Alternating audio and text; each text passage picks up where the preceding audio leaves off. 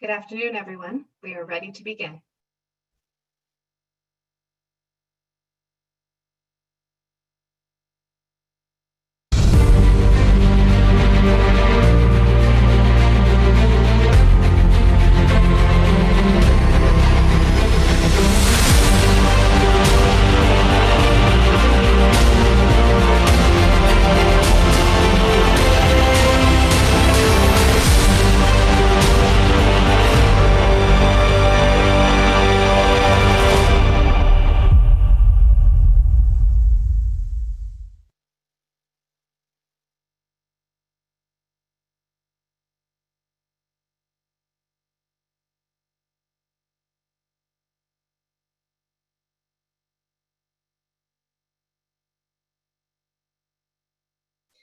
Good afternoon, everyone, and welcome to the launch of York University's new Faculty of Environmental and Urban Change. My name is Alice Savorka, pronouns she, her, and I'm the Dean of the faculty. I would like to begin by acknowledging York University's presence on the traditional territories of many Indigenous nations. The area known as Takaranto has been caretaken by the Anishinaabe Nation, the Haudenosaunee Confederacy, and the Huron-Wendat. It is now home to many First Nations, Inuit, and Métis communities. I would also like to acknowledge the current treaty holders, the Mississaugas of the Credit First Nation, and this area is subject to the Dish with One Spoon Wampum Belt, an agreement to peaceably share and care for the Great Lakes region. Thank you for the privilege of being on this land. So let us begin with a few Zoom webinar housekeeping suggestions and tips. Our launch is being recorded, and should you have any technical issues, please use the chat feature below, and we're going to do our best to assist you. We also have ASL interpreters with us today for additional accessibility. There will be an opportunity to ask questions, which you can submit during anytime during the event through the Q&A function, again below. And we'll do our best to answer all the questions submitted. If we do not have a chance to do so now, we will return your question to you after the event. So I'd like to begin by getting a sense of who has joined us today. So in a moment, you're going to see a poll question pop up on your screen if you're following along with a computer or a mobile device. If you can let us know what is your relationship to York University, we would love to know.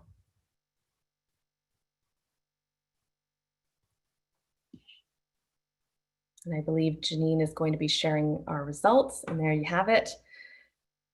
Fantastic. Love to see all the students here. Thank you to the staff, faculty for coming out, and wonderful to see our alumni here as well. At this time, I am proud to introduce York University's President and Vice Chancellor, Rhonda Lenton, to offer us a few remarks. Well, thank you so much, Alice. Good afternoon, everyone. Bonjour and bonjour. I'm really delighted to see that you've got 127 people now who have joined to celebrate the launch of the new Faculty of Environmental and Urban Change.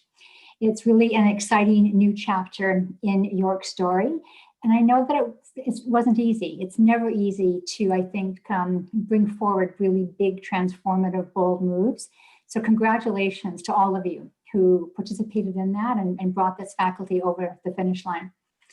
New York has a very well-established reputation for innovation and for driving positive change. It's really embedded in the vision that we've articulated for the university. And the pandemic, I think, has actually highlighted the fundamentally important role that universities play, not only in producing globally minded graduates that are going to rise to these challenges, but also working with other universities around the world on tackling these global challenges, but also collaborating across sectors with external partners to meet urgent community needs. Environmental change and urbanization represent two of the most critical issues that are facing people and the planet. And York, I would argue, is uniquely positioned to advance the knowledge of and solutions to the interdisciplinary and multi-sector issues posed by the climate crisis, the loss of biodiversity, and the rapid growth of cities. Building on the already strong foundation in both the environmental and urban realms, you've come together to design a new faculty, I understand believed to be the first of its kind in the world, unifying the expertise housed in the Faculty of Environmental Studies and the Department of Geography, formerly in the Faculty of Liberal Arts and Professional Studies. This new faculty is going to enhance collaborations between physical geographers, ecologists, social scientists, humanities researchers, and artists, and facilitate the type of interdisciplinary and interprofessional approaches needed, not only to respond to disasters such as the pandemic and climate change, but to prevent them and to mitigate them. Demand for expertise in environmental and urban realms has outpaced that of the rest of the workforce. Our students are going to have unprecedented opportunities to explore and develop fundamental knowledge, critical thinking skills, and hands-on experience through our new program offerings. They will then use their education to meet increased demand for environmental, urban planning, and sustainability experts. I would like to thank Alice in her role as Dean, as well as all the faculty, the students, and the staff who have dedicated themselves to developing and executing a strong vision for this new faculty. I appreciate very much that the pandemic has introduced a layer of additional complexities for you in launching this new faculty. But I look forward to working with you and seeing the Faculty of Environmental and Urban Change flourish. I wish each and every one of you the very best of health and every success in the coming year. And with this faculty, we are here to support you and your efforts. Thank you.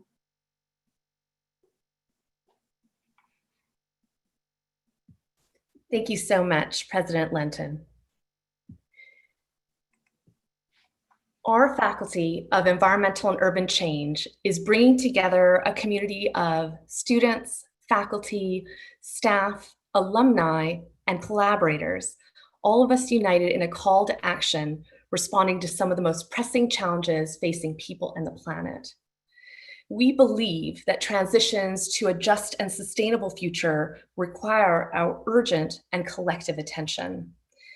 Needless to say, the calendar year of 2020 has brought forward many of these challenges in full force: climate crisis, COVID-19, anti-Black racism. We are experiencing a global pandemic that at its core is an environmental crisis. It is rooted in climate changes, habitat depletion, intensive livestock production, wildlife trade, and antimicrobial resistance, all of which lead to more diseases transmitted from animals to humans. In turn, we are witnessing how these crises burden the most vulnerable among us. We are seeing how systemic racism expresses itself, for example, in higher COVID-19 infection rates among Black urban communities than all others. These interconnections of environmental and social challenges mean that we must strive for both sustainability and justice moving forward. As a faculty committed to change, we are bringing forth bold and diverse thinking, ambitious action, and creative solutions to benefit everyone in response to these pressing challenges. We are doing so first and foremost grounded in rigorous science and scholarship. Our world-class faculty members are producing scientific knowledge to monitor climate trends, changes in water quality and vegetation cover, and measuring our ecological footprint on the planet. Our faculty are also documenting people's everyday experiences of the climate crisis through creative narratives and critical social theory, exposing the roots of socio-ecological crises and injustice. In response to COVID-19, We are leading research and dialogue on how the pandemic is impacting people's lives and livelihoods in cities. And in turn, how might we reimagine and design more livable public spaces in a COVID-19 and post-COVID-19 world? In solidarity with Black and Indigenous communities, our faculty members are exploring how racialized and colonial processes shape the possibilities or lack thereof for these particular social groups and the injustices that undermine their abilities to thrive. Core to our academic mission is mobilizing this knowledge through our classrooms, collaborations with key stakeholders, and dialogues and decision-making processes in order to effect positive change. Our Faculty of Environmental and Urban Change is especially inspired by and committed to students. We're empowering students with fundamental knowledge, as well as critical thinking skills, hands-on experience, and global perspectives throughout our program offerings. Undergraduate students will be able to choose majors as diverse as environmental arts and justice, environmental science, global geography, sustainable environmental management, and urban studies. Graduate students will thrive in our advanced master's and PhD degrees in both environmental studies and geography, offering a supportive and inclusive community in advanced studies. All of our programs highlight career readiness so that students can realize their potential as problem solvers and policymakers, planners and leaders in a workforce that is rapidly changing and in much need of those equipped with environmental, urban, and geographical literacy and skills. We offer all of this within the robust local context of the Greater Toronto Area in Canada, and we offer opportunities for global study and research around the world, including at our Las Nubes Eco Campus in Costa Rica. I'm thrilled that you have joined us for this launch of the Faculty of Environmental and Urban Change. We look forward to engaging with you and learning about your passions and actions that are changing the world for the better. We look forward to working together for a more just and sustainable future.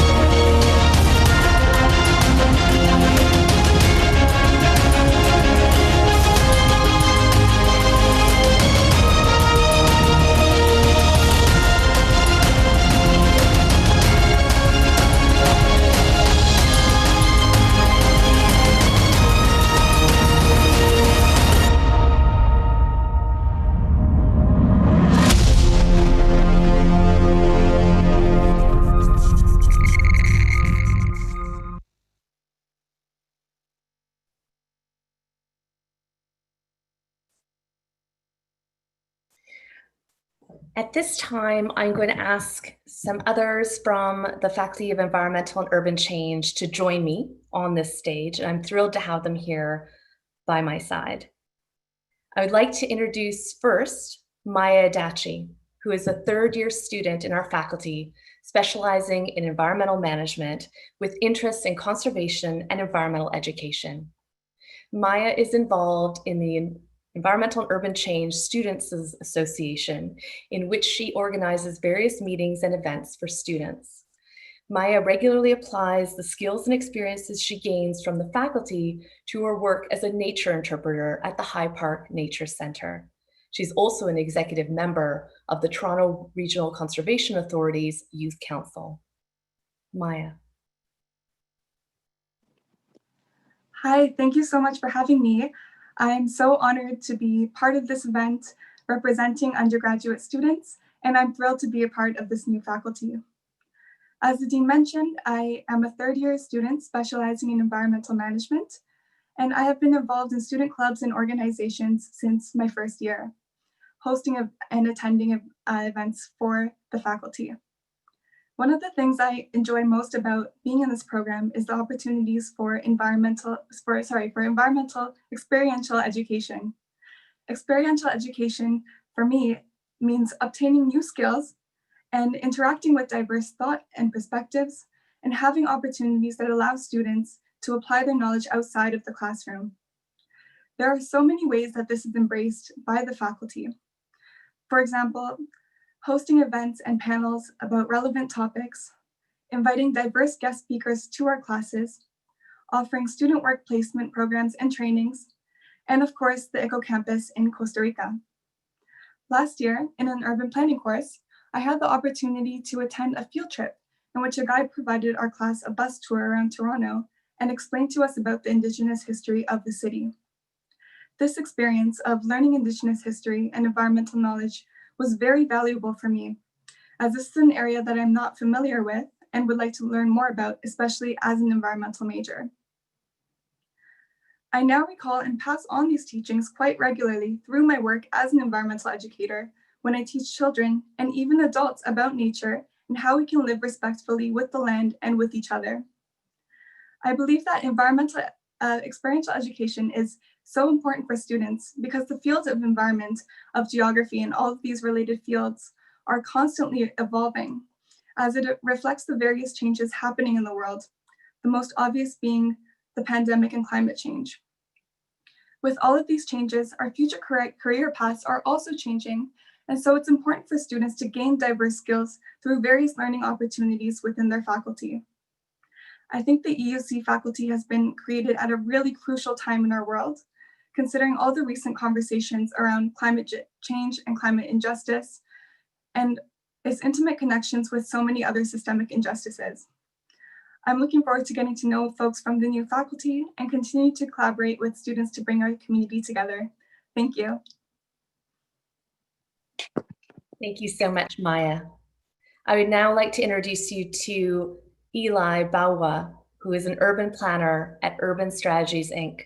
He's also completing his Master's of Environmental Studies in the planning program. Eli's planning practice highlights the voices and identities of diverse urban stakeholders. As co-founder of the Mentorship Initiative for Indigenous and Planners of Color, Eli is establishing a national network between experienced planners and emerging planners from marginalized communities. Eli recently received York University's Robert J. Tiffin Student Leadership Award. Welcome to Eli. Okay. Thanks, Dean. And also thank you for the introduction. I think it's exciting to be a part of this memorable moment for the new EUC faculty, and I want to welcome all incoming and current students, and I also wish you all well.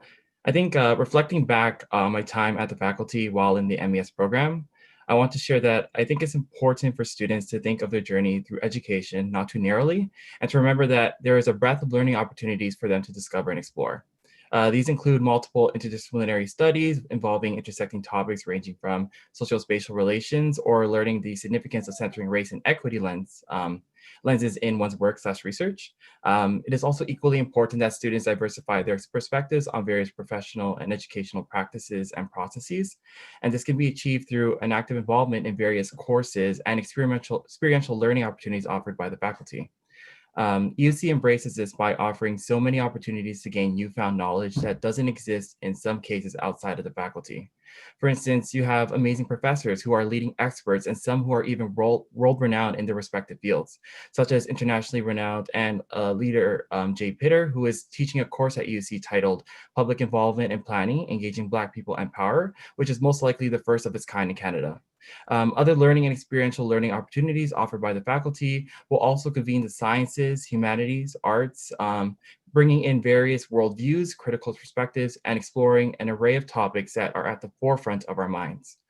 Overall, the availability of these opportunities at UC allows you to take advantage of critical learning and growth possibilities, which is simply amazing and such a privilege to have. I'm looking forward to EUC continuing its history of producing, through collaboration, amazing scholars and leaders within various fields ranging from environmentalism, economics, planning, housing, geosciences, conservation biology, policy, sustainability, and so much more. I also look forward to continuing relations and the connections with members of part of this faculty that I am so grateful for having made throughout my time here. Thank you so much, Eli. And I would now like to introduce you to Jennifer Ferdinands. Jennifer is our Alumni and Events Officer at the Faculty of Environmental and Urban Change. With an educational background in marketing, geography, and education, she has worked in multiple units across campus at York University over the past 12 years. Jennifer is sincerely passionate about teaching, education, and learning as it pertains to improving student experiences. Welcome, Jennifer. Thank you, Alice. Wow, what an exciting time it is for all of us, students, faculty, staff, alumni, donors, and community partners, because we all have a role to play in the development of this new faculty. The Faculty of Environmental and Urban Change is bringing together two incredibly distinguished legacy units together with their 12,000 alumni, and uniting them within a faculty where their synergy will not only create opportunities for teaching, learning, and research, but it will also engage our external stakeholders in our mission to affect positive change. I myself have a rather unique position in speaking here today as a non-academic staff member, a non-managerial staff member, but at the same time, I am the alumni officer at the faculty, a graduate of the Legacy Geography program, as well as a donor to university. Observing the institution through each of these lenses over my years here, it's pretty clear to me that success and excellence are certainly dependent on collaborative, multi-stakeholder engagement. In my role, as well as a grad, I truly believe we all have a responsibility and a role to play in creating a sense of belonging and community for the students we're inspired by and so committed to. For me, perhaps even more so because my older brother is also a legacy bachelor and master's geography alum, I've always felt a sense of home in the geography program. You know, whether it was memories of sitting in lectures with my brother as a 13-year-old on March break, or attending graduate orientation with him at Professor Wood's farm. Those memories and my own experiences as a student in the program created a strong sense of affinity towards the department and ultimately the university. Now, as an alumni officer, I have this amazing opportunity to meet so many of our extraordinary graduates who've had the same kind of affinity to their programs that I had.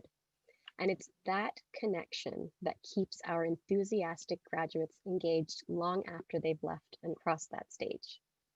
Our legacy alumni, over 12,000 strong, will shape the faculty's future, serving not only as an inspiration to our current students and future EUC alumni, but as ambassadors sharing their positive experiences with their own global networks.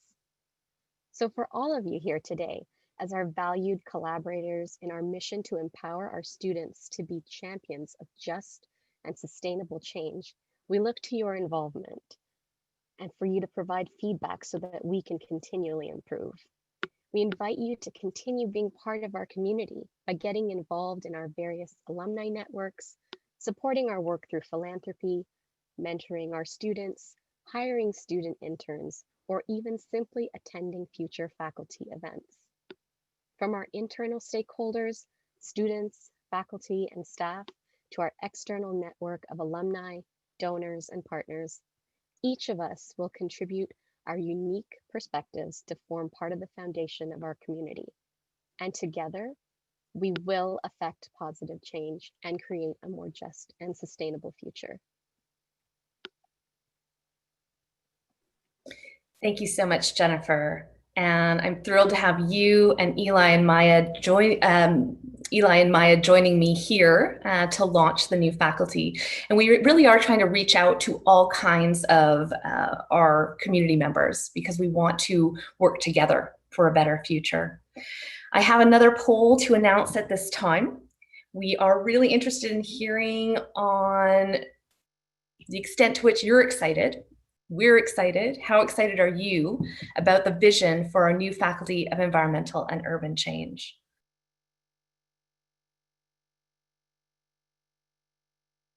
And as that poll is running, I'm going to turn things over to our colleague, Lily Piccone, who's going to be helping us vet some of the questions that are coming in so that we can try to answer as many of these questions as possible. She's going to help organize behind the scenes. So Lily, if you can offer us a few questions, that would be great.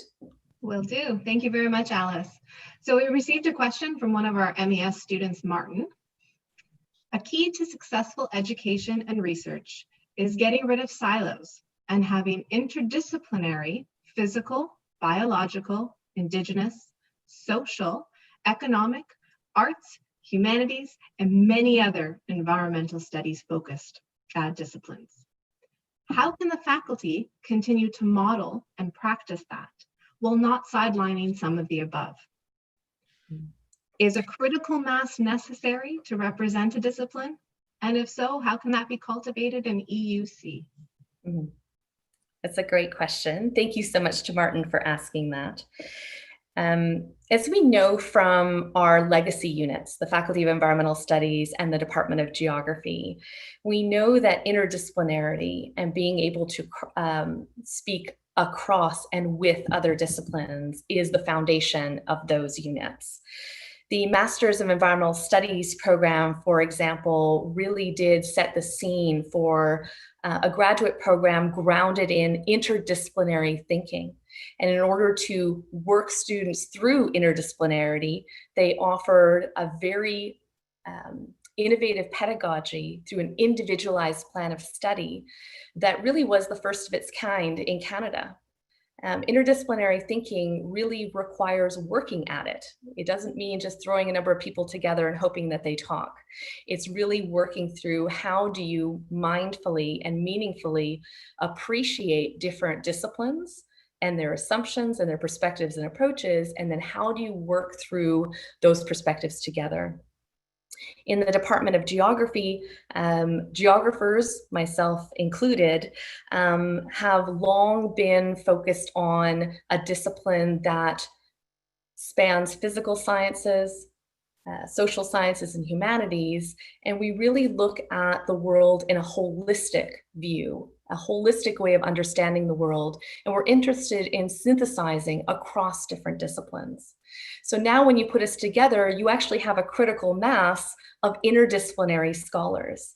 Yes, some of us might be ecologists, some of us might be geographers, but we are all focused on thinking about grand challenges, wicked problems in a holistic way that brings together different perspectives in order to unpack the complexity of what we're experiencing in terms of crises, and then how we might work together to offer solutions that are, again, meaningful and appropriate and realistic, as well as aspirational. Thanks for that question. Thank you, Alice. There's another question that's come in from Professor Emeritus Deborah Bart. What are the ways that the arts will continue to be honored as ways of knowing, modes of inquiry, and forms of sharing knowledge and mobilizing collective action for environmental and social justice? Thank you so much for that question, Deborah, and lovely to have you here at our launch. The arts are incredibly important in a couple of ways. One, the ways in which we experience environmental change or living in cities or issues related to sustainability and justice are often expressed in artistic ways. Theater, creative writing, documentaries. Artistic expression and research creation through the arts is incredibly important for how we understand our relationship to nature, whether it's nature itself or the built environment. At the same time, we've seen the arts being incredibly powerful in enacting social change. We have been part of a climate action where the incredible art that accompanies the protest on the street really inspire us to think about what we're doing to the planet in a different way. We are thrilled to have among our undergraduate programs a program focused on environmental arts and justice. And it's really a program that is focused on art as a way of understanding the world around us, art as a way of thinking about how to move us into a better place. So we really hope to build on what is truly a unique niche for us here at York University in the environmental arts moving forward. Thanks again for that question.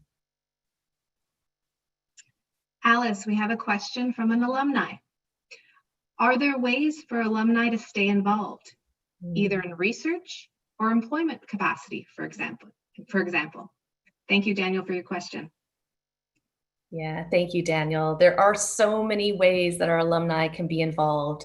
I really do feel like I want to roll this over to Jennifer, who can give you a bit of a bulleted list if she wishes to get you involved, because we'd love to have you as part of our community. Thank you, Alice. Absolutely. There are so many ways that our alumni can get involved with the faculty.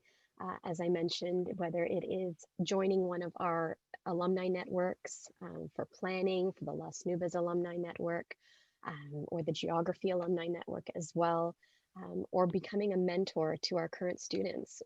Our students very much value the career journeys that our alumni have been on, and especially taking stock of the experiences that alumni have had within the program.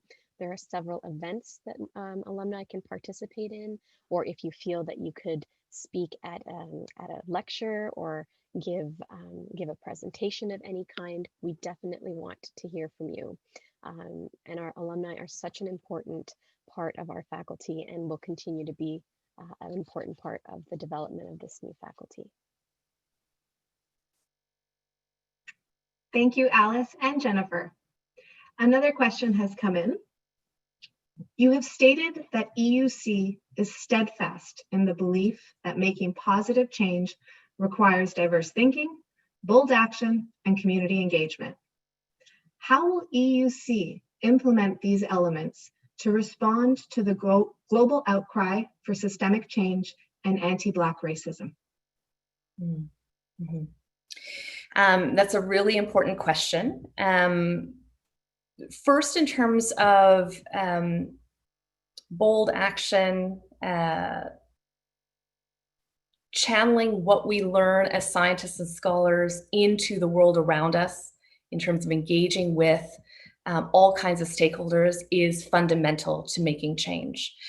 Again, there's a long-standing history in our legacy units of working not just in the academic world, but reaching out to civil society organizations, to government in terms of decision-making and policy-making realms, reaching out to industry as a way to push forward and push buttons to make sure that our political economy is being shaped in more just ways and more sustainable ways.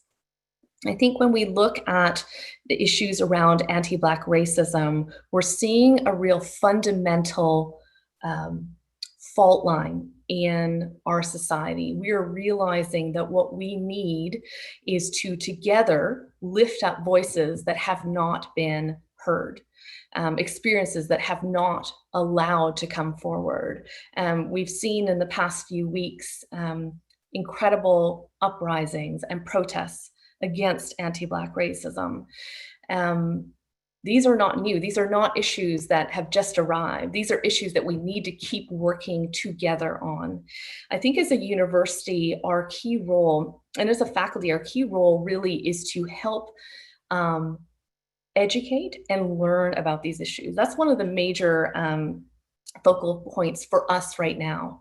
As a faculty, we're looking deep inside ourselves and looking at the systemic racism in our own midst and thinking about how do we do better in terms of the community that we bring forward, the kinds of research topics that we explore, how we explore those topics with others, and then how do we really participate to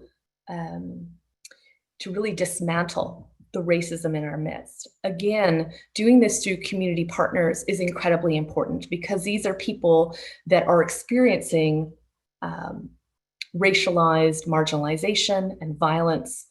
And some of the things that we are trying to do as a faculty is bring in diverse voices into our instructor pool. We're trying to think about how we can encourage Black and Indigenous students to come join our faculty, to be a part of the change, what kinds of supports they might need when they're here. It really does start from us in our own backyard. And so we are trying to think really mindfully and carefully and collectively about moving forward. Thank you, Alice. We do have a few more questions to get to.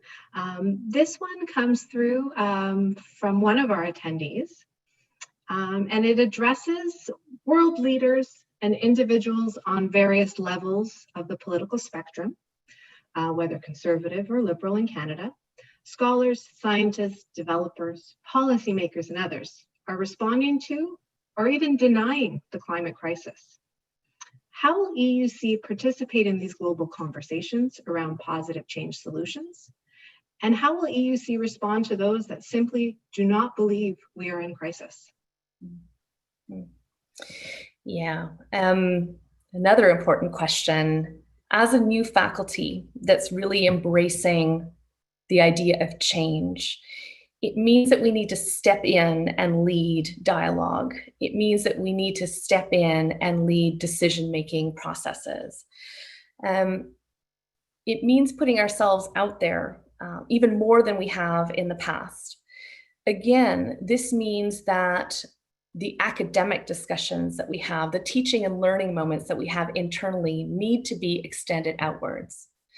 To this end, a lot of the science and the scholarship that we produce at the faculty is being actively mobilized. It's being mobilized through all of our regular academic channels, but we're also out there in media, whether it's social media, print media, news media, making sure that the latest grand challenge that is in our midst is being understood to the best of, is being understood as best as it needs to be. We are definitely, as our academic mission, our main mission is to educate. And one of the pieces that we're committed to is making sure that the latest research is available to those policymakers who need to make the changes that they need to make. We have a number of our faculty members, for example, are putting together the Ontario Climate Database that is really trying to understand climatic trends. That gets translated directly into the provincial decision maker process. And we are using that foundational scientific knowledge as a way to educate the government realm. And we're also pushing out what that knowledge means so that the public can better understand and have that environmental literacy. Those are some of the ways that we're moving forward. Excellent. Thank you, Alice. Now there is a question for all. So Maya, Jennifer, Eli, and Alice, can you talk about specific classes you either taught, have attended, or are interested in attending as students that really defines your experience and time in the faculty or has inspired you to do the work that you do? Thank you. Thank you, Lily. And I'm actually going to open the floor to Maya, Eli, and Jennifer.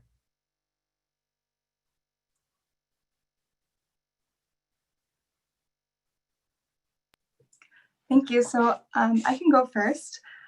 There is a class that I'm really looking forward to, and it's one of the courses that I'm actually enrolled in right now. So I've only been in one class so far, but so far it's been going great, and that's environmental assessment, and another one like the science of pollution. I am obtaining my certificate in sustainable energy, so I would like to learn more about different energy sources and different environmental impacts that various energy sources have. One of the courses that I would like to take next year is the one in Costa Rica, the Las Nubes Costa Rica course, as it has that global perspective to it of going to various communities and seeing how communities work together to work towards ecological environmental justice together. So that is one of the courses that I'm looking forward to, and hopefully I will be able to do that next year. Thank you, Maya.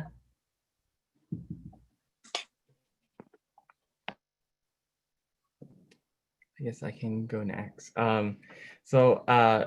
My time at the MES program, I was in the planning stream. So a lot of the courses I took were very much curtailed to prepare me for the position that I'm in now. So I guess like a few key courses that I really enjoyed were, there's so many, but there's politics and planning, urban regional planning course, land use planning law, which are just more of the basic level planning courses that are offered in the program that I recommend all students to take, because it really helps prepare you for eventually a planner job if you decide to go down that route after the program, if you're in the planning stream. And a lot of the workshops were also incredible for providing really great experiential learning experience. And the experience that I gained from those workshops were actually applicable to a lot of the, if not a lot, but a few of the tasks, or I'll say a lot of the tasks that I am doing right now in my job at Urban Strategies. I find myself bridging a lot of the policies that I've already worked with or experimented with throughout my education. And it's really helping me out in the position that I'm in now. But specifically courses that I really loved, I don't want to take up too much time, but the one that I do want to highlight is the critical perspectives on race, gender, and environmental and environment. And it was taught by Professor Jin Haritarong. And that was, I think, one of my absolute favorite courses from the entire program, because we learned a lot about planning and the technical aspects of planning. But I think that course really opened up my perspective to, or helped me grow my perspective on how to look at planning through an equity lens, which is a topic that is very, I feel like, crucial to the field, but it's not really researched or spoken about as much as it should be. So Jin really helped me grow that knowledge, and I continue to grow that knowledge and apply it even to my work at USI and just in my personal work as well. Thank you so much, Eli. So I'll try and keep it super short. I can't remember the name of the program or the course that I took, but it was Professor Luciolo, and it was before experiential education was a really, really big part of the university's mandate. So I'm dating myself a bit, but we did this amazing pilot project in Markham where we had to survey, go from door to door, and that was a great, great experience for me. In my role as the alumni officer, I am always struck by how students or alumni speak about their time at the Las Nubes campus, Eco Campus in Costa Rica. And I think hearing them talk about how that experience really changed their lives, their perspective, really inspires me in my role, because to hear them speak about their experiences in the program, I really wish that all students could feel that kind of enthusiasm as well. So for those of you who are current students and you're considering, what kind of courses to take, maybe take a look at that at the Las Nubes Eco Campus as a chance to explore something new. Thank you, Jennifer. Thank you all very much. There is one final question for us today, and it comes to us from an alumni, an MES alumni, Dale. Will there be any focus on rural as compared to urban change? Thank you, Dale. Yes, absolutely. We cannot understand urbanization or the urban without recognizing the other sides of the continuum, or kind of realms of the continuum. So if you think about rural, peri-urban, urban, we need to recognize how all those work together, and why it is people might move from one rural area into a city or vice versa. We definitely have a focus through one of our faculty members on rural peasant studies, happens to be the director of the Las Tumbas Eco Campus. And we definitely have an interest in ensuring that students recognize that in order to understand one topic, you often have to have a lot of understanding of another topic. I would say that we also have a focus on what might seem as an oxymoron, urban gardening or urban agriculture, where rural type activities take place in the city. I think, again, this is recognizing that we often live in very hybridized spaces. So definitely the rural will not be lost. Excellent. Thank you, Alice. And that concludes all your questions. All of them. Wow, great. And for those of you who do have questions, more questions, feel free to send them through the Q&A in the last few moments that we have here, and we will definitely reach out to you with some responses. At this point, we have our third and final poll. We are really interested in knowing whether you would like to attend a more focused virtual town hall pertaining to our new Faculty of Environmental and Urban Change. So if you can participate in that poll, that would be great.